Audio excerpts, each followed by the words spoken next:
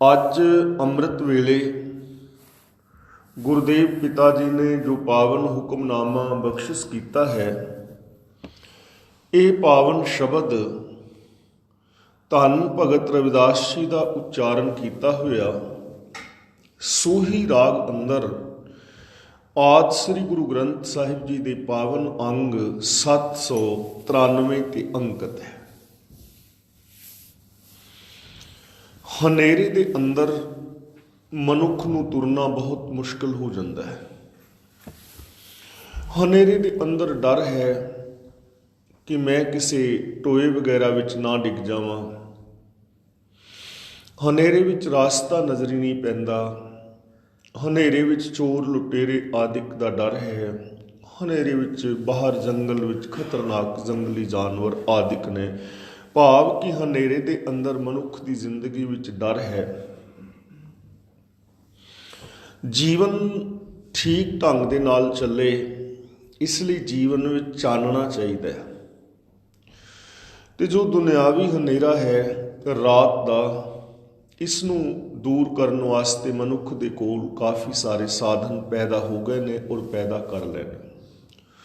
ਪਰ ਇੱਕ ਅਗਿਆਨਤਾ ਦਾ ਅੰਧਕਾਰ ਹੈ ਜਿਸ ਨੂੰ ਹਰ ਇਨਸਾਨ ਨੂੰ ਮਿਟਾਉਣਾ ਜ਼ਰੂਰੀ ਹੈ। ਜੇ ਜੀਵਨ ਅੰਦਰ ਅਗਿਆਨਤਾ ਹੈ ਤਾਂ ਫਿਰ ਇਹ ਮਨੁੱਖ ਦੇ ਜੀਵਨ ਨੂੰ ਖਤਰਾ ਹੈ। ਮਨੁੱਖ ਠੇਡੇ ਖਾਏਗਾ, ਸਹੀ ਆਤਮਿਕ ਜ਼ਿੰਦਗੀ ਨਹੀਂ ਜੀ ਸਕੇਗਾ, ਜੀਵਨ ਦੇ ਅੰਦਰ ਸਫਲਤਾ ਦੇ ਰਾਹਾਂ ਨੂੰ ਨਹੀਂ ਅਪਣਾ ਸਕੇਗਾ। ਇਹਦੇ ਅੰਦਰ ਅਗਿਆਨਤਾ ਕਰਕੇ ਇਨਸਾਨੀਅਤ ਪੈਦਾ ਨਹੀਂ ਹੋ ਪਾਏਗੀ ਔਰ ਜੋ ਕੁਛ ਇਹ ਜੀਵਨ ਦੇ ਅੰਦਰ ਪਾ ਸਕਦਾ ਹੈ ਉਹਦੇ ਤੋਂ ਵਾਂਝਾ ਰਹਿ ਜਾਏਗਾ। ਇਸ ਲਈ ਗੁਰਦੇਵ ਪਾਤਸ਼ਾਹ ਨੇ ਇਸ ਪਾਵਨ ਸ਼ਬਦ ਰਾਹੀਂ ਸਾਨੂੰ ਸਮਝਾਇਆ ਹੈ ਕਿ ਜੀਵਨ ਦੇ ਅੰਦਰ ਗਿਆਨ ਦੀ ਵਰਤੋਂ ਕਰੋ, ਗਿਆਨ ਦੇ ਚਾਨਣੇ ਵਿੱਚ ਜੀਵਨ ਜੀਵੋ, ਸੁਚੇਤ ਹੋਵੋ, ਗਾਫਲ ਹੋ ਕੇ ਆਪਣੇ ਜੀਵਨ ਨੂੰ ਅਜ਼ਾਈ ਨਾ ਗਵਾਓ, ਕਿਉਂਕਿ ਇਹ ਜ਼ਿੰਦਗੀ ਐਵੇਂ ਬੀਤਦੀ ਜਾ ਰਹੀ ਹੈ। ਇਸ ਦੇ ਅੰਦਰ ਬਹੁਤ ਕੁਝ ਪਾਇਆ ਜਾ ਸਕਦਾ ਹੈ। ਉਹ ਪਾਉਣ ਦਾ ਯਤਨ ਕਰੋ। ਆਓ ਬੜੇ ਪਿਆਰ ਨਾਲ ਵਿਚਾਰ ਕਰਨ ਦਾ ਯਤਨ ਕਰੀਏ। ਜੋ ਦਿਨ ਆਵੇ ਸੋ ਦਿਨ ਜਾਹੀ। ਜ਼ਿੰਦਗੀ ਦੇ ਜੋ ਦਿਨ ਆਉਂਦੇ ਨੇ ਉਹ ਦਿਨ ਚਲੇ ਜਾਂਦੇ ਨੇ, ਲੰਘਦੇ ਜਾ ਰਹੇ ਨੇ। ਭਾਵ ਕਿ ਉਮਰ ਜੋ ਹੈ ਬੀਤਦੀ ਜਾ ਰਹੀ ਹੈ, ਉਮਰ ਸਾਡੀ ਘਟਦੀ ਜਾ ਰਹੀ ਹੈ। ਤੇ ਯਾਦ ਰੱਖਣਾ, ਜੋ ਸਰੀਰਕ ਉਮਰ ਹੈ ਇਸ ਨੂੰ ਅਸੀਂ ਘਟਣ ਤੋਂ ਰੋਕ ਨਹੀਂ ਸਕਾਂਗੇ। ਸਰੀਰਕ ਤੌਰ ਤੇ ਸਾਡੀ ਉਮਰ ਹਰ ਰੋਜ਼ ਘਟਦੀ ਜਾਏਗੀ ਔਰ ਅਸੀਂ ਮੌਤ ਦੇ ਨਜ਼ਦੀਕ ਚਲੇ ਜਾਵਾਂਗੇ। ਪਰ ਜੋ ਆਤਮਿਕ ਜੀਵਨ ਹੈ ਉਸ ਨੂੰ ਹਰ ਪਲ ਬਚਾਇਆ ਜਾ ਸਕਦਾ ਹੈ। ਆਪਣੇ ਅੰਦਰ ਸ਼ੁਭ ਗੁਣਾਂ ਨੂੰ ਹਰ ਵਕਤ ਬਚਾਇਆ ਜਾ ਸਕਦਾ ਹੈ। ਜ਼ਮੀਰ ਨੂੰ ਜ਼ਿੰਦਾ ਰੱਖਿਆ ਜਾ ਸਕਦਾ ਹੈ, ਇਨਸਾਨੀਅਤ ਨੂੰ ਜ਼ਿੰਦਾ ਰੱਖਿਆ ਜਾ ਸਕਦਾ ਹੈ। ਪਰ ਜੇ ਬੰਦਾ ਅਚੇਤ ਰਹੇ ਤਾਂ ਹਰ ਰੋਜ਼ ਇਹਦੇ ਜੀਵਨ ਦੇ ਅੰਦਰੋਂ ਸ਼ੁਭ ਗੁਣ ਜੇ ਘਟਦੇ ਜਾਣ ਤਾਂ ਇਹਦੀ ਆਤਮਿਕ ਉਮਰ ਘਟਦੀ ਚਲੀ ਜਾਏਗੀ। ਕਰਨਾ ਕੂਚ ਰਹਿਨ ਥਿਰ ਨਾਹੀ। ਭਗਤ ਰਵਿਦਾਸ ਜੀ ਕਹਿੰਦੇ ਹਨ ਕਿ ਪਿਆਰਿਆ, ਇਸ ਦੁਨੀਆ ਤੋਂ ਸਭ ਨੇ ਕੂਚ ਕਰ ਜਾਣਾ ਹੈ। ਭਾਵ ਇੱਕ ਦਿਨ ਸਰੀਰਕ ਤੌਰ ਤੇ ਹਰ ਇੱਕ ਦੀ ਮੌਤ ਹੋ ਜਾਣੀ ਹੈ। ਸਰੀਰਕ ਤੌਰ ਤੇ ਇਸ ਦੁਨੀਆ ਵਿੱਚ ਕਿਸੇ ਨੇ ਸदैव ਨਹੀਂ ਰਹਿਣਾ। ਹੁਣ ਸਰੀਰਕ ਤੌਰ ਤੇ ਤਾਂ ਹਕੀਕਤ ਹੈ ਸदैव ਰਿਹਾ ਵੀ ਨਹੀਂ ਜਾ ਸਕਦਾ, ਲੇਕਿਨ ਜਦੋਂ ਤੱਕ ਸਾਡਾ ਸਰੀਰ ਜ਼ਿੰਦਾ ਹੈ, ਜਦੋਂ ਤੱਕ ਸਾਨੂੰ ਇਹ ਉਮਰ ਮਿਲੀ ਹੈ, ਜੀਵਨ ਮਿਲਿਆ ਹੈ, ਜਨਮ ਤੋਂ ਲੈ ਕੇ ਮੌਤ ਤੱਕ ਜੋ ਦਰਮਿਆਨ ਸਮਾਂ ਹੈ ਉਹ ਜੀਵਨ ਹੈ। ਉਸ ਜੀਵਨ ਨੂੰ ਅਸੀਂ ਐਵੇਂ ਗੁਜ਼ਾਰ ਸਕਦੇ ਹਾਂ ਕਿ ਅਸੀਂ ਜ਼ਿੰਦਾ ਰਹਿ ਸਕੀਏ। ਉਸ ਜੀਵਨ ਨੂੰ ਅਸੀਂ ਐਵੇਂ ਗੁਜ਼ਾਰ ਸਕਦੇ ਹਾਂ ਕਿ ਅਸੀਂ ਆਤਮਿਕ ਤੌਰ ਤੇ ਜ਼ਿੰਦਾ ਰਹਿ ਸਕੀਏ, ਸਾਡੇ ਅੰਦਰ ਇਨਸਾਨੀਅਤ ਜ਼ਿੰਦਾ ਰਹਿ ਸਕੇ ਔਰ ਅਸੀਂ ਆਤਮਿਕ ਆਨੰਦ, ਆਤਮਿਕ ਖੇੜਾ ਮਾਣ ਸਕੀਏ। ਸੰਗ ਚਲਤ ਹੈ ਹੰਪੀ ਚਲਣਾ। ਸਾਡਾ ਜੋ ਸਾਥ ਹੈ ਤੁਰਿਆ ਜਾ ਰਿਹਾ ਹੈ। ਅਸਾਂ ਵੀ ਇੱਕ ਦਿਨ ਇਸ ਸੰਸਾਰ ਨੂੰ ਛੱਡ ਜਾਣਾ। ਅਸੀਂ ਆਪਣੇ ਸੰਗੀ ਸਾਥੀ ਦੇਖਦੇ ਹਾਂ, ਸਾਡੇ ਮਾਤਾ ਪਿਤਾ, ਹੋਰ ਬਜ਼ੁਰਗ, ਬਹੁਤ ਸਾਰੇ ਸੱਜਣ ਮਿੱਤਰ ਸਰੀਰ ਕਰਕੇ ਇਸ ਸੰਸਾਰ ਨੂੰ ਛੱਡ ਗਏ।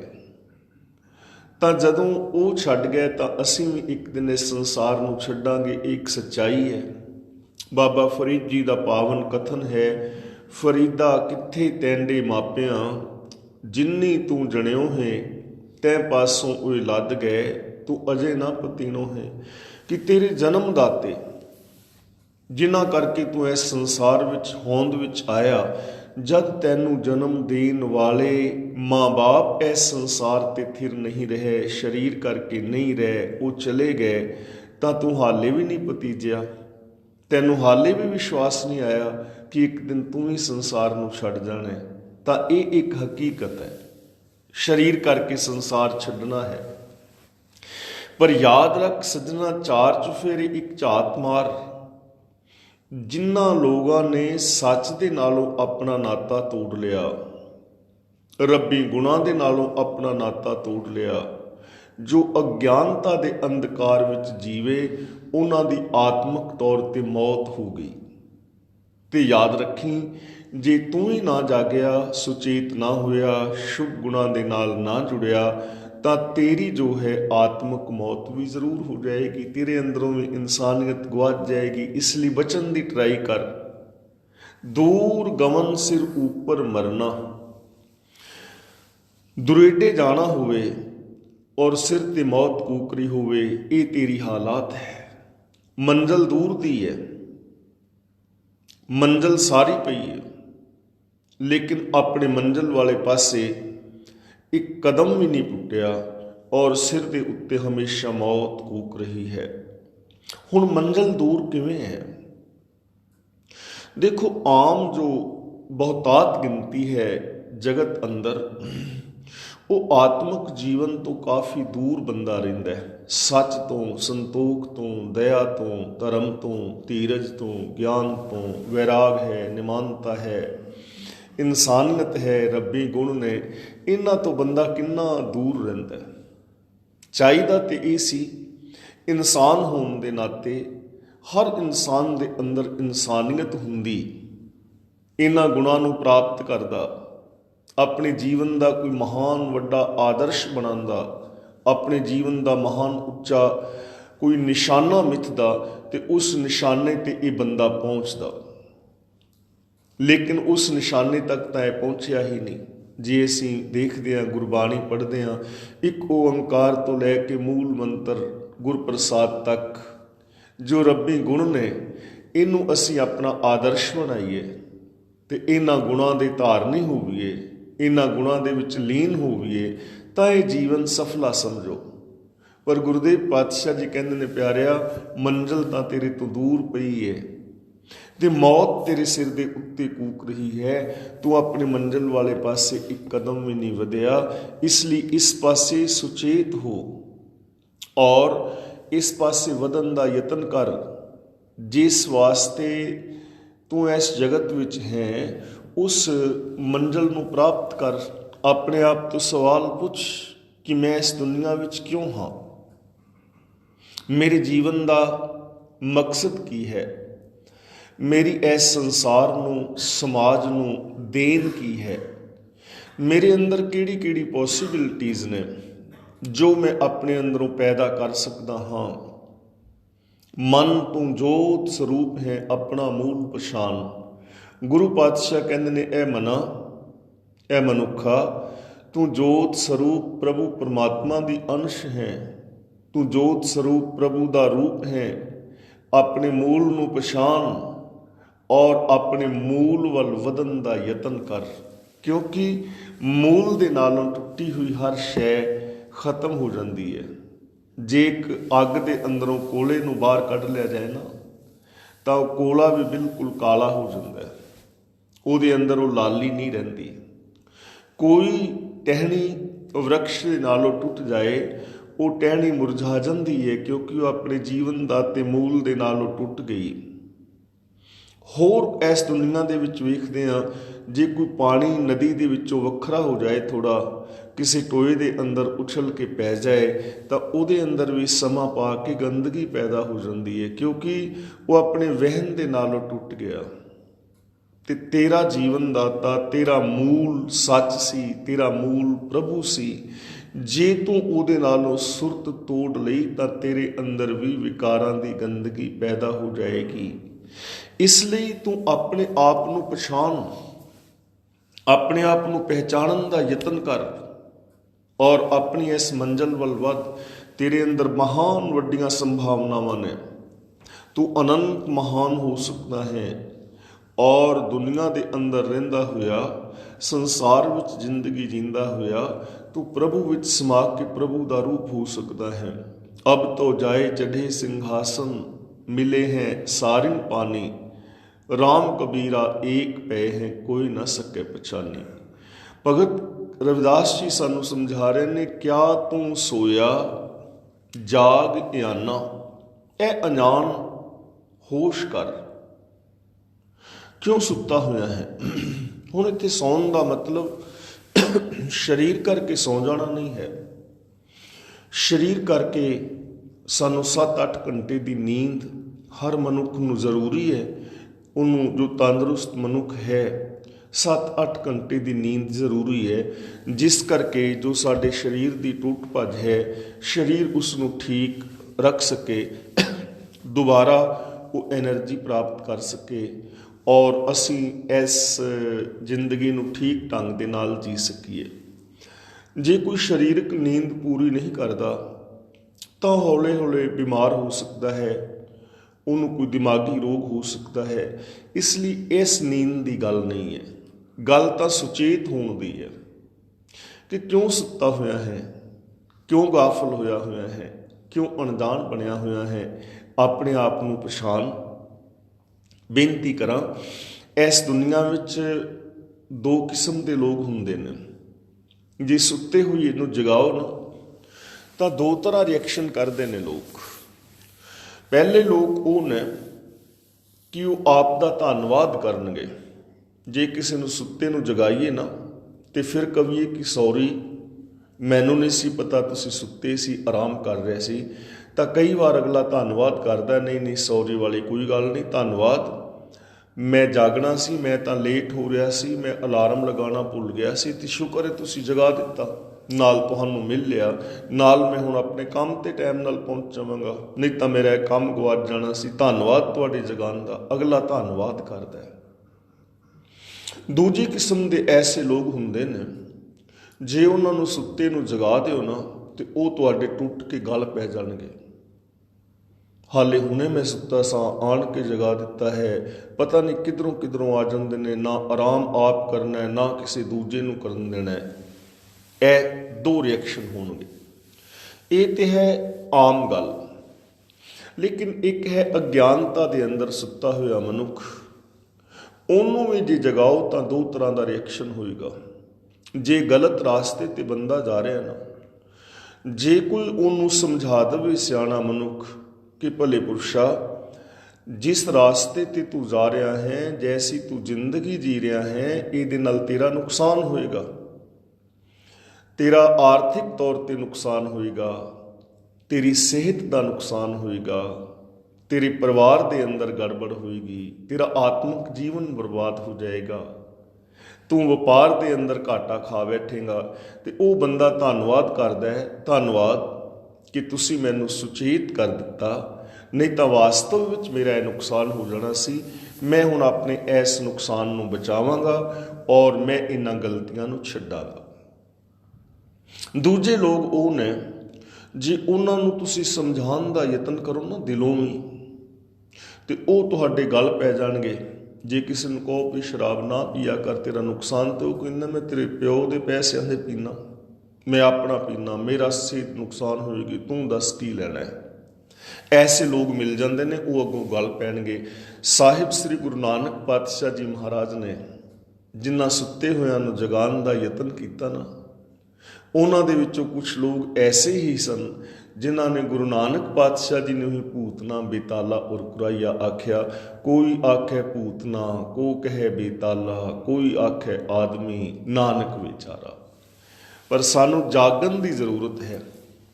ਸਾਨੂੰ ਭਗਤ ਜਨਾਂ ਤੋਂ, ਗੁਰੂ ਸਾਹਿਬਾਨ ਤੋਂ, ਗੁਰਬਾਣੀ ਤੋਂ ਸਿੱਖਿਆ ਲੈਣ ਦੀ ਲੋੜ ਹੈ। ਇਹ ਸਾਡੇ ਭਲੇ ਵਿੱਚ ਹੈ, ਗੁਰੂ ਸਾਡੇ ਭਲੇ ਵਿੱਚ ਹੈ, ਸਾਨੂੰ ਜਗਾ ਰਹੇ ਨੇ ਤਾਂ ਭਗਤ ਰਵਿਦਾਸ ਜੀ ਸਾਨੂੰ ਕਹਿੰਦੇ ਨੇ, ਕਿਆ ਤੂੰ ਸੋਇਆ ਜਾਗ ਇਆਨਾ ਕਿ ਇਆਣਿਆ ਕਿਉਂ ਸੁੱਤਾ ਹੋਇਆ ਹੈ। ਹੁਣ ਤੀਜੇ ਲੋਕ ਇੱਕ ਕਿਸਮ ਦੇ ਹੋਰ ਹੁੰਦੇ ਨੇ, ਉਹ ਹੁੰਦੇ ਨੇ ਕਿ ਹੈ ਤੇ ਜਾਗਦੇ ਨੇ ਪਰ ਸੌਣ ਦੀ ਐਕਟਿੰਗ ਕਰ ਰਹੇ ਹੁੰਦੇ ਨੇ। ਅੰਦਰ ਜਾਗ ਰਹੇ ਨੇ, ਬਾਹਰੋਂ ਕੁੰਡਾ ਖੜਕਾਓ ਕੁੰਡਾ ਨਹੀਂ ਖੁੱਲਣਗੇ। ਬਾਅਦ ਵਿੱਚ ਤੁਸੀਂ ਕਹੋ ਕਿ ਮੈਂ ਗਿਆ ਸਾਂ ਤੁਹਾਡੇ ਘਰ, ਕੁੰਡਾ ਖੜਕਾਉਂਦਾ ਰਿਹਾ, ਉਹ ਕਹਿੰਦੇ ਨੇ ਯਾਰ ਮੈਂ ਤਾਂ ਬਹੁਤ ਗਹਿਰੀ ਨੀਂਦ ਵਿੱਚ ਸੁੱਤਾ ਸਾਂ, ਮੈਨੂੰ ਪਤਾ ਹੀ ਨਹੀਂ ਲੱਗਾ। ਅਸਲ ਵਿੱਚ ਜਾਗਦਾ ਸੀ ਪਰ ਕੁੰਡਾ ਜਾਣ ਬੁੱਝ ਕੇ ਨਹੀਂ ਖੋਲ੍ਹਿਆ, ਮਚਲਾ ਹੋਇਆ ਸੀ। ਹੁਣ ਜੋ ਮਚਲਾ ਹੋਇਆ ਬੰਦਾ ਹੈ ਨਾ, ਉਹਨੂੰ ਜਗਾਉਣਾ ਬਹੁਤ ਮੁਸ਼ਕਿਲ ਹੈ, ਕਿਉਂਕਿ ਹੈ ਹੀ ਜਾਗਦਾ, ਉਹ ਸੌਣ ਦੀ ਐਕਟਿੰਗ ਕਰ ਰਿਹਾ ਹੈ। ਉਹਨੂੰ ਕਿਵੇਂ ਜਗਾਓਗੇ। ਇਸ ਦੁਨੀਆ ਦੇ ਅੰਦਰ ਬਹੁਤੇ ਲੋਕ ਮਚਲੇ ਨੇ, ਪਤਾ ਸਭ ਕੁਝ ਹੈ ਲੇਕਿਨ ਉਹ ਗੁਰੂ ਦੀ ਬਾਣੀ ਦੇ ਉੱਤੇ ਅਮਲ ਨਹੀਂ ਕਰਨਗੇ, ਉਹ ਸੱਚ ਨੂੰ ਸੁਣਨਗੇ ਨਹੀਂ। ਪਤਾ ਸਾਰਾ ਹੈ ਕਿ ਮੈਂ ਹੁਣ ਝੂਠ ਬੋਲਣ ਲੱਗਾ ਲੇਕਿਨ ਬੋਲ ਰਹੇ ਨੇ। ਪਤਾ ਹੈ ਗੁਰਮਤਿ ਦੇ ਰਾਹਾਂ 'ਤੇ ਤੁਰਨ ਦਾ ਲਾਭ ਹੈ ਲੇਕਿਨ ਤੁਰਦੇ ਨਹੀਂ। ਤਾਂ ਮਛਲੇ ਲੋਕਾਂ ਨੂੰ ਜਗਾਉਣਾ ਬਹੁਤ ਮੁਸ਼ਕਿਲ ਹੈ। ਇਸ ਲਈ ਸਾਨੂੰ ਅਗਿਆਨਤਾ ਦੀ ਨੀਂਦ ਵਿੱਚੋਂ ਵੀ ਜਾਗਣਾ ਚਾਹੀਦਾ ਹੈ। ਔਰ ਜੇ ਅਸੀਂ ਮਛਲੇ ਹਾਂ ਤਾਂ ਸਾਨੂੰ ਇੱਕ ਮਚਲਾਪਨ ਵਿੱਚ ਛੱਡ ਕੇ ਗੁਰਬਾਣੀ ਮੁਤਾਬਕ ਜ਼ਿੰਦਗੀ ਜੀਣੀ ਚਾਹੀਦੀ ਹੈ, ਜਿਸ ਕਰਕੇ ਸਾਡਾ ਆਪਣਾ ਜੀਵਨ, ਪਰਿਵਾਰਕ ਜੀਵਨ ਔਰ ਸਾਡਾ ਸਮਾਜ ਸੋਹਣਾ ਬਣ ਸਕੇ। ਤੈਂ ਜੀਵਨ ਜਗ ਸੱਚ ਕਰ ਜਾਨਾ, ਤੂੰ ਜਗਤ ਵਿੱਚ ਇਸ ਜੀਵਨ ਨੂੰ ਸੱਚਾ ਕਰਕੇ ਸਮਝ ਲਿਆ। ਤੂੰ ਜਗਤ ਅੰਦਰ ਆਪਣੇ ਇਸ ਜੀਵਨ ਨੂੰ ਸੱਚਾ ਕਰਕੇ ਸਮਝ ਲਿਆ ਕਿ ਮੈਂ ਸਰੀਰਕ ਤੌਰ 'ਤੇ ਸदैव ਰਹਿਣਾ ਹੈ। ਇਹ ਤਾਂ ਗੱਲ ਬਿਲਕੁਲ ਹੀ ਗਲਤ ਹੈ ਨਾ ਕਿ ਸਰੀਰਕ ਤੌਰ 'ਤੇ ਸਦਾ ਕਿਸੇ ਨੇ ਰਹਿਣਾ ਹੀ ਨਹੀਂ। ਇਹ ਤਾਂ ਗੱਲ ਬਿਲਕੁਲ ਪਤਾ ਹੀ ਹੈ ਨਾ, ਨਹੀਂ ਰਹਿਣਾ ਕਿਸੇ ਨੇ। ਹੁਣ ਜਿਹੜਾ ਅਸੀਂ ਜੀਵਨ ਜੀ ਰਹੇ ਹਾਂ, ਈਰਸ਼ਾ, ਦਵੈਸ਼, ਵੈਰ ਵਿਰੋਧ ਵਾਲਾ, ਇਸ ਜੀਵਨ ਨੂੰ ਹੀ ਬੰਦਾ ਸੱਚ ਕਰਕੇ ਸਮਝ ਬੈਠਾ ਹੈ। ਸ਼ਾਇਦ ਇਹੀ ਜੀਵਨ ਠੀਕ ਹੈ, ਸ਼ਾਇਦ ਇਸ ਜੀਵਨ ਦੇ ਅੰਦਰੋਂ ਹੀ ਮੈਨੂੰ ਖੁਸ਼ੀਆਂ ਮਿਲ ਜਾਣ। ਪਰ ਇਸ ਜੀਵਨ ਦੇ ਅੰਦਰੋਂ ਤੇ ਖੁਸ਼ੀਆਂ ਕਦੇ ਕਿਸੇ ਨੂੰ ਮਿਲੀਆਂ ਨਹੀਂ। ਅਗਲੇ ਮੂਏ ਸੇ ਪਾਛੇ ਪਰੇ, ਜੋ ਉਬਰੇ ਸੇ ਬੰਦ ਲਗ ਖਰੇ, ਜੇ ਧੰਦੇ ਮੈਂ ਉਹ ਲਪਟਾਏ, ਉਨ ਤੇ ਦੁਗੁਣ ਦਿੜੀ ਉਨਵਾਏ। ਉਹ ਮਾਇਆ ਵਾਲੀ ਬਿਰਤੀ, ਮਾਇਆ ਵਾਲੀ ਸੋਚ, ਜਿਸ ਦੇ ਅੰਦਰ ਲੋਕ ਖਚਤ ਹੋ ਕੇ ਆਤਮਕ ਮੌਤੇ ਮਰ ਗਏ, ਉਸੇ ਬਿਰਤੀ ਨੂੰ ਮੈਂ ਵੀ ਦ੍ਰਿੜ ਕਰਕੇ ਬੈਠਾ ਹਾਂ ਕਿ ਸ਼ਾਇਦ ਇਸ ਬਿਰਤੀ ਦੇ ਅੰਦਰੋਂ, ਇਸ ਜੀਵਨ ਢੰਗ ਦੇ ਅੰਦਰੋਂ ਹੀ ਮੇਰੇ ਅੰਦਰ ਸੁੱਖ ਪੈਦਾ ਹੋ ਜਾਏ। ਐਵੇਂ ਤੇ ਕਦੇ ਵੀ ਨਹੀਂ ਹੋਇਆ।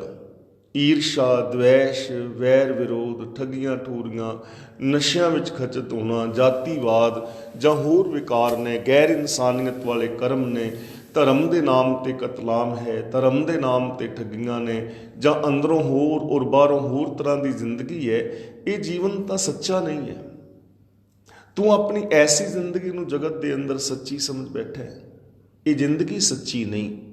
ਇਸ ਲਈ ਇਮਾਨਦਾਰੀ ਦੇ ਨਾਲ ਵੇਖ ਔਰ ਸੱਚ ਦੀ ਕਸਵੱਟੀ ਲਾ ਕੇ ਆਪਣੇ ਜੀਵਨ ਨੂੰ ਪਰਖਣ ਦਾ ਯਤਨ ਕਰ ਔਰ ਸੱਚ ਦੇ ਰਾਹਾਂ ਦੇ ਉੱਤੇ ਤੁਰਨ ਦਾ ਯਤਨ ਕਰ। ਅਗਲਾ ਬਚਨ ਕਰਦੇ ਨੇ, ਜਿਨ ਜੀਓ ਦੀਆ ਸੋ ਰਿਜਕ ਅੰਬਰਾਵੇ। ਜਿਸ ਮਾਲਕ ਨੇ ਤੈਨੂੰ ਜਿੰਦ ਜਾਨ ਦਿੱਤੀ ਹੈ, ਉਹ ਇਸ ਜਗਤ ਅੰਦਰ ਰਿਜਕ ਵੀ ਅਪੜਾ ਰਿਹਾ ਹੈ। ਹਰ ਜੀਵ ਵਾਸਤੇ ਰਿਜਕ ਅਪੜਾ ਰਿਹਾ ਹੈ। ਔਰ ਹਕੀਕਤ ਹੈ, ਜਿਨ੍ਹਾਂ ਰੱਬੀ ਨਿਯਮਾਂ ਦੇ ਅੰਦਰ ਸਾਨੂੰ ਜਾਂ ਬਾਕੀ ਜੀਵ ਜਨਤਾ ਨੂੰ ਜ਼ਿੰਦਗੀ ਮਿਲੀ ਹੈ, ਉਸ ਰੱਬੀ ਹੁਕਮ ਵਿੱਚ, ਉਹਨਾਂ ਰੱਬੀ ਨਿਯਮਾਂ ਦੇ ਅੰਦਰ ਇਸ ਜਗਤ ਦੇ ਅੰਦਰ ਰਿਜਕ ਵੀ ਪਹੁੰਚ ਰਿਹਾ ਹੈ। ਬੱਚਾ ਜਨਮ ਲੈਂਦਾ ਹੈ ਤਾਂ ਮਾਂ ਦੇ ਕੋਲੋਂ ਸਾਨੂੰ ਪੀਣ ਵਾਸਤੇ ਦੁੱਧ ਮਿਲਦਾ ਹੈ। ਜਦੋਂ ਬੱਚਾ ਥੋੜ੍ਹਾ ਵੱਡਾ ਹੁੰਦਾ ਹੈ ਤਾਂ ਉਹਦੇ ਵਾਸਤੇ ਖਾਣ ਪੀਣ ਦੇ ਅਨੇਕਾਂ ਪਦਾਰਥ ਨੇ। ਜਦੋਂ ਬਿਰਧ ਹੋ ਜਾਂਦਾ ਹੈ ਤਾਂ ਉਸ ਦੇ ਸਾਕ ਸੈਨ ਉਹਨੂੰ ਸੰਭਾਲਦੇ ਨੇ। ਗੁਰੂ ਜੀ ਦਾ ਪਾਵਨ ਬਚਨ ਹੈ, ਬਾਰ ਵਿਵਸਥਾ ਤੁਧੇ ਪਿਆਰੇ ਦੂਧ, ਪਰ ਜੋਬਨ ਭੋਜਨ ਸੁਖ ਸੂਦ, ਬਿਰਧ ਪਿਆ ਉਪਰ ਸਾਕ ਸੈਨ, ਮੁਖ ਅਪਿਆਓ ਬੈਠ ਕੋ ਦੈਨ। ਇਸ ਜਗਤ ਅੰਦਰ ਰੱਬੀ ਨਿਯਮਾਵਲੀ ਦੇ ਅੰਦਰ ਕਿੰਨੇ ਸਾਰੇ ਫੁੱਲ, ਫਲ, ਅਨਾਜ ਆਦਿ ਪੈਦਾ ਹੋ ਰਿਹਾ ਹੈ। ਪੌਣ ਪਾਣੀ ਬੈਸੰਤਰ ਹੈ। ਜੀਵਨ ਵਾਸਤੇ ਅਨੇਕਾਂ ਪਦਾਰਥ ਨੇ, ਉਹ ਤੈਨੂੰ ਮਿਲ ਰਹੇ ਨੇ। ਸਭ ਘਟ ਭੀਤਰ ਹਾਟ ਚਲਾਵੇ। ਤੇ ਉਹ ਕਿੱਥੋਂ ਦੇ ਰਿਹਾ ਹੈ ਰਿਜ਼ਕ, ਕਿੱਥੋਂ ਦੇ ਰਿਹਾ ਹੈ ਜੀਵਨ ਜਾਚ ਜਾਂ ਜੀਵਨ ਔਰ ਜੀਵਨ ਦੀਆਂ ਲੋੜਾਂ, ਜਾਂ ਉਹ ਬੈਠਾ ਕਿੱਥੇ ਹੈ। ਤਾਂ ਗੁਰੂ ਜੀ ਕਹਿੰਦੇ ਨੇ ਸਭ ਘਟ ਭੀਤਰ ਹਾਟ ਚਲਾਵੇ, ਹਰ ਹਿਰਦੇ ਦੇ ਅੰਦਰ ਉਹ ਹੱਟੀ ਚਲਾ ਰਿਹਾ ਹੈ। ਭਾਵ ਕਿ ਹਰ ਇਨਸਾਨ ਦੇ ਅੰਦਰ ਬੈਠਾ ਹੈ ਔਰ ਹਰ ਇਨਸਾਨ ਦੇ ਅੰਦਰ ਉਹਦਾ ਬਹੁਤ ਵੱਡਾ ਹੱਟ ਹੈ। ਹਕੀਕਤ ਹੈ ਕਿ ਹਰ ਇਨਸਾਨ ਦੇ ਅੰਦਰ ਏਡਾ ਵੱਡਾ ਹੱਟ, ਹਰ ਇਨਸਾਨ ਦੇ ਦਿਮਾਗ ਦੀ ਜੋ ਮੈਮਰੀ ਹੈ, ਜੋ ਸਾਨੂੰ ਸਾਇੰਸਦਾਨ ਦੱਸਦੇ ਨੇ ਕਿ 1500 ਕਰੋੜ ਕੰਪਿਊਟਰ ਦੀ ਹਾਰਡ ਡਰਾਈਵ ਦੀ ਜਿਤਨੀ ਮੈਮਰੀ ਹੈ, ਇੰਨੀ ਮੈਮਰੀ ਇਕੱਲੇ ਇਕੱਲੇ ਬੰਦੇ ਦੇ ਦਿਮਾਗ ਦੀ ਹੈ। ਏਡਾ ਵੱਡਾ ਦਿਮਾਗ ਰੱਬ ਨੇ ਇਹਨੂੰ ਦਿੱਤਾ ਹੈ। ਤੇਰੇ ਅੰਦਰ ਸਤ, ਸੰਤੋਖ, ਦਇਆ, ਧਰਮ ਆਦਿਕ ਅਨੰਤ ਗੁਣ ਨੇ। ਇਸ ਦਿਮਾਗ ਦੀ ਤੂੰ ਵਰਤੋਂ ਕਰਕੇ ਇਸ ਜਗਤ ਦੇ ਅੰਦਰ ਕੁਝ ਵੀ ਬਣ ਸਕਦਾ ਹੈ। ਡਾਕਟਰ, ਇੰਜੀਨੀਅਰ, ਵੈਗਿਆਨਿਕ, ਮਨੋਵਿਗਿਆਨਿਕ, ਮਨੋਚਿਕਿਤਸਕ, ਤੋਂ ਕੁਝ ਵੀ ਹੋ ਸਕਦਾ ਹੈ। ਤੇਰੇ ਅੰਦਰ ਬੈਠਾ ਹੈ ਉਹ ਰੱਬ, ਸਰਬ ਸ਼ਕਤੀਮਾਨ ਤੇਰੇ ਅੰਦਰ ਬੈਠਾ ਹੈ। ਤੂੰ ਉਸੇ ਦਾ ਰੂਪ ਹੈ, ਤੂੰ ਉਸੇ ਦੀ ਇੱਕ ਲਹਿਰ ਹੈ, ਉਹਦਾ ਤੂੰ ਇੱਕ ਬੁਲਬੁਲਾ ਹੈ, ਉਸੇ ਦੀ ਤੂੰ ਇੱਕ ਅੰਸ਼ ਹੈ, ਉਸੇ ਦਾ ਤੂੰ ਇੱਕ ਹਿੱਸਾ ਹੈ। ਸਾਰਿਆਂ ਹਿਰਦਿਆਂ ਦੇ ਅੰਦਰ ਉਹ ਆਪਣੀ ਹੱਟੀ ਚਲਾ ਰਿਹਾ ਹੈ। ਭਾਵ ਹਰ ਇੱਕ ਦੇ ਅੰਦਰ ਉਹ ਬੈਠਾ ਹੋਇਆ ਹੈ। ਇਸ ਲਈ ਸਾਨੂੰ ਸਮਝਾ ਰਹੇ ਨੇ, ਕਰ ਬੰਦਗੀ ਛਾੜ ਮੈਂ ਮੇਰਾ। ਇਸ ਲਈ ਮੈਂ ਮੇਰਾ ਦਾ ਮਤਲਬ ਮੇਰਾ ਤੇਰਾ। ਆਪਣੇ ਪਰਾਏ ਦੇ ਵਿਤਕਰੇ ਛੱਡ, ਆਪਣੀ ਹਉਮੈ ਨੂੰ ਤਿਆਗ, ਆਪਣੇ ਅੰਦਰੋਂ ਜਿਹੜਾ ਤੇਰੇ ਅੰਦਰ ਮੋਹ ਹੈ, ਸੈਲਫਿਸ਼ਨੈਸ ਹੈ, ਇਸ ਦਾ ਤਿਆਗ ਕਰ। ਹੰਕਾਰ ਨੂੰ ਛੱਡ, ਸਵਾਰਥ ਨੂੰ ਛੱਡ, ਔਰ ਕੀ ਕਰ, ਬੰਦਗੀ ਕਰ। ਭਾਵ ਕਿ ਰੱਬੀ ਗੁਣਾਂ ਦੇ ਨਾਲ ਜੁੜ, ਸੱਚ ਨਾਲ ਜੁੜ, ਦਇਆ ਦੇ ਨਾਲ ਜੁੜ। ਸਾਰਿਆਂ ਦੇ ਅੰਦਰ ਉਸ ਵਾਸਤੇ ਰੱਬ ਨੂੰ ਵੇਖ, ਸਭ ਦੇ ਨਾਲ ਰੱਬ ਵਰਗਾ ਪਿਆਰ ਕਰ, ਹਰ ਇੱਕ ਦਾ ਰੱਬ ਵਰਗਾ ਸਤਿਕਾਰ ਕਰ, ਕਿਉਂਕਿ ਜੋ ਦਿਸੈ ਸੋ ਤੇਰਾ ਰੂਪ, ਜੋ ਵੀ ਦਿਸ ਰਿਹਾ ਹੈ ਉਸ ਮਾਲਕ ਦਾ ਰੂਪ ਹੈ। ਇਸ ਲਈ ਬੰਦਗੀ ਕਰ। ਬੰਦਗੀ ਦਾ ਮਤਲਬ ਗੁਣ ਗਾ। ਸਭ ਗੁਣ ਤੇਰੇ ਮੈਂ ਨਾਹੀ ਕੋਏ, ਵਿਣ ਗੁਣ ਕੀਤੇ ਭਗਤ ਨਾ ਹੋਏ। ਉਸ ਮਾਲਕ ਦੀ ਰਜ਼ਾ ਦੇ ਅੰਦਰ ਤੁਰ, ਉਹਦੇ ਭਾਣੇ ਵਿੱਚ ਤੁਰ, ਉਹਦੇ ਬਣਾਏ ਕੁਦਰਤ ਦੀ ਨਿਯਮਾਵਲੀ ਨੂੰ ਸਮਝ, ਉਸ ਮੁਤਾਬਕ ਜ਼ਿੰਦਗੀ ਜੀ ਔਰ ਸ਼ੁਭ ਗੁਣਾਂ ਦਾ ਧਾਰਨੀ ਹੋ। ਹਿਰਦੈ ਨਾਮ ਸਮਾਰ ਸਵੇਰਾ। ਹਿਰਦੇ ਦੇ ਅੰਦਰ ਨਾਮ ਨੂੰ ਸੰਭਾਲ, ਰੱਬੀ ਗੁਣਾਂ ਨੂੰ ਸੰਭਾਲ। ਤੂੰ ਰੱਬੀ ਗੁਣਾਂ ਨੂੰ ਗਵਾ ਬੈਠਾ ਹੈ। ਹਰ ਵਿਸਰਤ ਤੇਰੇ ਗੁਣ ਗਲਿਆ। ਰੱਬ ਨੂੰ ਵਿਸਾਰਨ ਕਰਕੇ ਤੇਰੇ ਗੁਣ ਖਤਮ ਹੋ ਗਏ ਨੇ ਔਰ ਗੁਣ ਖਤਮ ਹੁੰਦੇ ਜਾ ਰਹੇ ਨੇ। ਜੇ ਤੂੰ ਰੱਬੀ ਗੁਣਾਂ ਨੂੰ ਆਪਣੇ ਹਿਰਦੇ ਵਿੱਚ ਸੰਭਾਲੇ, ਜੇ ਰੱਬੀ ਰਜ਼ਾ ਨੂੰ ਆਪਣੀ ਸੁਰਤ ਦੇ ਅੰਦਰ ਵਸਾ ਲਵੇਂ, ਤਾਂ ਸਵੇਰਾ ਦਾ ਮਤਲਬ ਤੇਰੀ ਜ਼ਿੰਦਗੀ ਅੰਦਰ ਸਵੇਰਾ ਹੋ ਸਕਦਾ ਹੈ, ਤੇਰੀ ਜ਼ਿੰਦਗੀ ਵਿੱਚ ਚਾਨਣਾ ਹੋ ਸਕਦਾ ਹੈ, ਤੇਰੀ ਜ਼ਿੰਦਗੀ 'ਚੋਂ ਅਗਿਆਨ ਦਾ ਅੰਧਕਾਰ ਮਿਟ ਸਕਦਾ ਹੈ। ਇਹ ਸੰਭਾਵਨਾ ਤੇਰੇ ਅੰਦਰ ਹਰ ਵਕਤ ਹੈ। ਇਸ ਲਈ ਆਪਣੇ ਹਿਰਦੇ ਦੇ ਅੰਦਰ ਰੱਬ ਦੇ ਨਾਮ ਨੂੰ ਸੰਭਾਲ, ਰੱਬ ਦੇ ਗੁਣਾਂ ਨੂੰ ਸੰਭਾਲ, ਰੱਬ ਦੀ ਰਜ਼ਾ ਨੂੰ ਸਮਝ, ਰੱਬ ਦੀ ਰਜ਼ਾ ਮੁਤਾਬਕ ਜ਼ਿੰਦਗੀ ਜੀ ਔਰ ਆਪਣੀ ਸੋਚ ਮੰਡਲ ਦੇ ਅੰਦਰ ਰੱਬੀ ਗੁਣਾਂ ਨੂੰ ਸੰਭਾਲ ਕੇ ਰੱਖ, ਜਿਸ ਕਰਕੇ ਤੇਰੀ ਜ਼ਿੰਦਗੀ ਦੇ ਅੰਦਰ ਸਵੇਰਾ ਹੋ ਜਾਏ, ਤੇਰੀ ਜ਼ਿੰਦਗੀ ਦੇ ਅੰਦਰ ਚਾਨਣਾ ਹੋ ਜਾਏ, ਤੇਰੇ ਜੀਵਨ ਦੇ ਅੰਦਰ ਗਿਆਨ ਦਾ ਸੂਰਜ ਚੜ ਆਵੇ। ਜਨਮ ਸਿਰਾਨੂੰ ਪੰਥ ਨਾ ਸਵਾਰਾ। ਭਗਤ ਰਵਿਦਾਸ ਜੀ ਸਾਨੂੰ ਸਮਝਾ ਰਹੇ ਨੇ, ਪਿਆਰਿਆ ਤੇਰਾ ਜੀਵਨ ਬੀਤ ਗਿਆ, ਮੁੱਕਣ ਤੇ ਆ ਗਿਆ। ਪੰਥ ਨਾ ਸਵਾਰਾ, ਪਰ ਆਪਣੇ ਜੀਵਨ ਦਾ ਰਾਸਤਾ ਤੇ ਤੂੰ ਸਵਾਰਿਆ ਹੀ ਨਹੀਂ, ਜੀਵਨ ਦਾ ਢੰਗ ਤੇ ਸਵਾਰਿਆ ਹੀ ਨਹੀਂ। ਚਾਹੀਦਾ ਤਾਂ ਇਹ ਸੀ ਕਿ ਜੀਵਨ ਨੂੰ ਸੰਵਾਰ ਕੇ ਜਾਂਦਾ, ਜੀਵਨ ਦਾ ਰਾਸਤਾ ਸੰਵਾਰ ਕੇ ਜਾਂਦਾ, ਸੰਸਾਰ ਨੂੰ ਕੁਝ ਐਸੀ ਦੇਣ ਦੇ ਜਾਂਦਾ, ਕੁਝ ਐਸੇ ਚੰਗੇ ਰਾਸਤੇ ਬਣਾ ਦਿੰਦਾ ਜਿਨ੍ਹਾਂ ਰਾਹਾਂ ਤੇ ਤੇਰੀਆਂ ਆਉਣ ਵਾਲੀਆਂ ਪੀੜ੍ਹੀਆਂ ਤੁਰਦੀਆਂ, ਤੇਰੇ ਤੋਂ ਆਉਣ ਵਾਲੀਆਂ ਪੀੜ੍ਹੀਆਂ ਸਿੱਖਿਆ ਲੈਂਦੀਆਂ। ਤੇਰੇ ਅੰਦਰ ਦਇਆ ਹੁੰਦੀ, ਤੇਰੇ ਅੰਦਰ ਪ੍ਰੇਮ ਹੁੰਦਾ, ਤੇਰੇ ਅੰਦਰ ਇਨਸਾਨੀਅਤ ਹੁੰਦੀ, ਤੇਰੇ ਅੰਦਰ ਸੱਚਾਈ ਹੁੰਦੀ, ਇਹਨਾਂ ਰਾਹਾਂ ਦੇ ਉੱਤੇ ਤੁਰਦਾ, ਐਸੇ ਜੀਵਨ ਦੇ ਰਾਸਤੇ ਬਣਾ ਦਿੰਦਾ ਤੇ ਆਉਣ ਵਾਲੀਆਂ ਤੇਰੀਆਂ ਪੀੜ੍ਹੀਆਂ ਵੀ ਇਹਨਾਂ ਰਾਹਾਂ ਤੇ ਤੁਰਦੀਆਂ। ਪਰ ਭਲਿਆ ਚਾਹੁੰਦਾ ਤੇ ਤੂੰ ਸੁਖ ਸ਼ਾਂਤੀ ਹੈ, ਚਾਹੁੰਦਾ ਤੇ ਤੂੰ ਇਹ ਹੈ ਮੇਰੇ ਬੱਚੇ ਆਗਿਆਕਾਰ ਹੋਣ, ਮੇਰੇ ਬੱਚੇ ਚੰਗੇ ਬਣਨ, ਤੇ ਆਪ ਪੀਨਾ ਸ਼ਰਾਬ, ਆਪ ਲੜਦਾ ਹੈ ਭਰਾਵਾਂ ਦੇ ਨਾਲ, ਆਪ ਕਰਦਾ ਹੈ ਈਰਖਾ, ਆਪ ਮਾਰਦਾ ਹੈ ਠੱਗੀਆਂ, ਤਾਂ ਤੇਰੇ ਬੱਚੇ ਜਾਂ ਆਉਣ ਵਾਲੀਆਂ ਪੀੜ੍ਹੀਆਂ ਕਿਵੇਂ ਚੰਗੇ ਰਾਹਾਂ ਨੂੰ ਅਪਣਾਉਣਗੀਆਂ। ਚਾਹੀਦਾ ਸੀ ਨਾ ਕਿ ਚੰਗੇ ਰਾਸਤੇ ਪਾਉਂਦਾ, ਤੂੰ ਰੋਲ ਮਾਡਲ ਬਣਦਾ, ਆਪਣੇ ਜੀਵਨ ਦੇ ਪੰਥ ਨੂੰ ਸਵਾਰਦਾ, ਆਪਣੇ ਜੀਵਨ ਦਾ ਰਾਸਤਾ ਚੰਗਾ ਬਣਾਉਂਦਾ, ਆਪਣੇ ਜੀਵਨ ਦੀ ਜੁਗਤ ਚੰਗੀ ਬਣਾਉਂਦਾ, ਤੇਰਾ ਵੇ ਆਫ ਲਾਈਫ ਮਹਾਨ ਹੁੰਦਾ। ਤੂੰ ਸਾਹਿਬ ਸ੍ਰੀ ਗੁਰੂ ਗ੍ਰੰਥ ਸਾਹਿਬ ਜੀ ਦੀ ਪਾਵਨ ਬਾਣੀ ਵਾਲੇ ਵੇ ਆਫ ਲਾਈਫ ਨੂੰ ਅਪਣਾਇਆ ਹੁੰਦਾ, ਲੋਕ ਤੈਨੂੰ ਫੋਲੋ ਕਰਦੇ, ਪਰ ਤੂੰ ਐਸਾ ਕੀਤਾ ਨਹੀਂ। ਉਮਰ ਤੇਰੀ ਬੀਤਣ ਤੇ ਆ ਗਈ ਹੈ। ਮੈਂ ਦੇਖਦਾ ਕਈ ਵਾਰ ਕਿਤਨੇ ਬੰਦੇ ਬਜ਼ੁਰਗ ਹੁੰਦੇ ਨੇ, ਲੇਕਿਨ ਉਹ ਹਾਲੇ ਵੀ ਸ਼ਰਾਬ ਵਗੈਰਾ ਛੱਡਣ ਲਈ ਤਿਆਰ ਨਹੀਂ, ਉਹਨਾਂ ਦੇ ਅੰਦਰ ਹਾਲੇ ਵੀ ਨਿਮਰਤਾ ਨਹੀਂ ਆਈ, ਉਸੇ ਤਰ੍ਹਾਂ ਹੀ ਹੰਕਾਰ ਹੈ, ਜਾਂ ਇੱਕ ਦੂਜੇ ਦੇ ਨਾਲ ਲੜ ਰਹੇ ਨੇ ਜਾਂ ਖਹਿ ਰਹੇ ਨੇ। ਤਾਂ ਚਾਹੀਦਾ ਤੇ ਇਹ ਹੈ ਕਿ ਬੰਦਾ ਬਚਪਨ ਤੋਂ ਲੈ ਕੇ ਹੀ ਚੰਗੇ ਰਾਹਾਂ ਤੇ ਤੁਰੇ, ਕਿਉਂਕਿ ਬਾਲ ਜਵਾਨੀ ਅਰ ਬਿਰਧ ਫੁਨ ਤੀਨ ਅਵਸਥਾ ਜਾਨ, ਕਹੋ ਨਾਨਕ ਹਰ ਭਜਨ ਬਿਨ ਬਿਰਥਾ ਸਭ ਹੈ। ਚਾਹੇ ਬਚਪਨਾ ਹੈ, ਚਾਹੇ ਜਵਾਨੀ ਹੈ, ਚਾਹੇ ਬੁਢੇਪਾ ਹੈ, ਸ਼ੁਭ ਗੁਣਾ ਤੋਂ ਬਿਨਾਂ, ਰੱਬੀ ਗੁਣਾ ਤੋਂ ਬਿਨਾਂ ਵਿਅਰਥ ਹੈ। ਤਾਂ ਭਲਿਆ ਤੇਰਾ ਜੀਵਨ ਤਾਂ ਬੀਤ ਚੱਲਿਆ ਹੈ, ਲੇਕਿਨ ਆਪਣੇ ਜੀਵਨ ਦੇ ਸਫ਼ਰ ਨੂੰ ਤੂੰ ਸਵਾਰਿਆ ਨਹੀਂ। ਸਾਂਝ ਪਰੀ ਦਹਿਦਿਸ ਅੰਧਿਆਰਾ, ਜਿਵੇਂ ਸ਼ਾਮ ਪੈ ਜਾਏ ਤੇ ਚਾਰ ਚੁਫੇਰੇ ਹਨੇਰਾ ਹੋ ਜਾਂਦਾ ਨਾ, ਫਿਰ ਉਸ ਹਨੇਰੇ ਦੇ ਅੰਦਰ ਕੁਝ ਦਿਸਦਾ ਨਹੀਂ। ਭਲੇ ਪੁਰਸ਼ਾ, ਤੇਰੀ ਜ਼ਿੰਦਗੀ ਵਿੱਚ ਤੇ ਸ਼ਾਮ ਪਈ ਹੋਈ ਹੈ, ਤੇਰੇ ਜੀਵਨ ਦੇ ਅੰਦਰ ਤੇ 10 ਪਾਸੇ ਹਨੇਰਾ ਹੈ। ਸਾਰੇ ਹੀ ਤੇਰੇ ਗਿਆਨ ਇੰਦਰੀ ਹਨੇਰੇ ਵਿੱਚ ਕੰਮ ਕਰ ਰਹੇ ਨੇ। ਕੰਨਾਂ ਦੇ ਨਾਲ ਤੂੰ ਨਿੰਦਾ ਚੁਗਲੀ ਸੁਣਨਾ ਹੈ, ਅੱਖਾਂ ਦੇ ਨਾਲ ਤੂੰ ਮਾੜਾ ਤੱਕਦਾ ਹੈ, ਜ਼ਬਾਨ ਨਾਲ ਤੂੰ ਮਾੜਾ ਬੋਲਦਾ ਹੈ, ਹੱਥਾਂ ਨਾਲ ਮਾੜੇ ਕਰਮ ਕਰਦਾ ਹੈ, ਪੈਰਾਂ ਨਾਲ ਮਾੜੇ ਪਾਸੇ ਤੁਰਦਾ ਹੈ, ਮਨ ਕਰਕੇ ਸੋਚ ਮਾੜੀ ਹੈ, ਤਾਂ ਤੇਰੀ ਜ਼ਿੰਦਗੀ ਵਿੱਚ ਤੇ 10 ਪਾਸੇ ਹਨੇਰਾ ਹੈ। ਤੂੰ ਵਹਿਮਾਂ ਭਰਮਾਂ ਦੇ ਵਿੱਚ ਫਸਿਆ ਹੋਇਆ ਹੈ। ਤੂੰ ਧਰਮ ਦੇ ਨਾਮ ਤੇ ਕਿਤਨੇ ਕਰਮ ਕਾਂਡ ਕਰੀ ਜਾ ਰਿਹਾ, ਜਿਨ੍ਹਾਂ ਦਾ ਤੈਨੂੰ ਕੋਈ ਲਾਭ ਹੀ ਨਹੀਂ। ਤੂੰ ਹਨੇਰੇ ਦੇ ਵਿੱਚ ਹੱਥ ਮਾਰਦਾ ਫਿਰਨਾ ਹੈ, ਹਨੇਰੇ ਵਿੱਚ ਜ਼ਿੰਦਗੀ ਜੀ ਰਿਹਾ ਹੈ। ਤੇਰੀ ਜ਼ਿੰਦਗੀ ਵਿੱਚ ਹਨੇਰਾ ਹੋਇਆ ਪਿਆ ਹੈ। ਇਸ ਹਨੇਰੇ ਨੂੰ ਮਿਟਾ, ਰੱਬੀ ਗੁਣਾਂ ਨੂੰ ਸੰਭਾਲ, ਜਿਸ ਕਰਕੇ ਤੇਰੇ ਜੀਵਨ ਵਿੱਚ ਚਾਨਣਾ ਹੋ ਜਾਏ। ਅਖੀਰਲੇ ਬਚਨ ਭਗਤ ਜੀ ਕਰਦੇ ਨੇ, ਕਹਿ ਰਵਿਦਾਸ ਨਿਦਾਨ ਦੀਵਾਨੇ, ਚੇਤਸ ਨਾਹੀ ਦੁਨੀਆ ਫਨ ਖਾਨੇ। ਇਹ ਨਿਦਾਨ ਦਾ ਮਤਲਬ ਆਖਿਰ ਨੂੰ। ਭਗਤ ਰਵਿਦਾਸ ਜੀ ਕਹਿੰਦੇ ਨੇ, ਇਹ ਬੇਸਮਝ ਮਨੁੱਖ, ਤੂੰ ਇਹ ਚੀਜ਼ ਨੂੰ ਯਾਦ ਨਹੀਂ ਰੱਖਦਾ ਕਿ ਆਖਿਰ ਨੂੰ ਇਹ ਸੰਸਾਰ ਨਾਸ਼ਮਾਨ ਹੈ।